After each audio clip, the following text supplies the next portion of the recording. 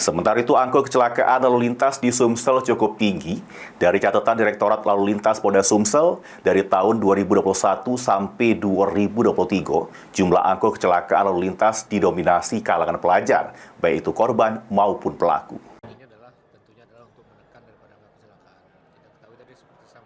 Disampaikan oleh Direktur Lalu Lintas Polda Sumsel, Kombes Pol Pratama Adia Sastra, ada beberapa penyebab terjadi kecelakaan lalu lintas yang melibat ke kalangan pelajar. Kecelakaan lalu lintas di kalangan pelajar dewe disebabkan karena kurang pahamnya pelajar terkait aturan berlalu lintas itu dewe. Sehingga untuk mengatasi kecelakaan lalu lintas di kalangan pelajar, kepolisian terus ngasih himbauan sama pengetahuan lalu lintas lewat tenaga pengajar jeru hal ini guru. Jadi kita harapkan ini anak-anak ini nanti bisa terselamatkan, jadi tidak menjadi korban sia-sia di lalu lintas, di jalan khususnya, karena akibat ketidaktahuan mereka tentang berlalu lintas. Jadi kesalahan yang paling besar saat ini adalah mereka ketidaktahuan masalah jalan lalu lintas.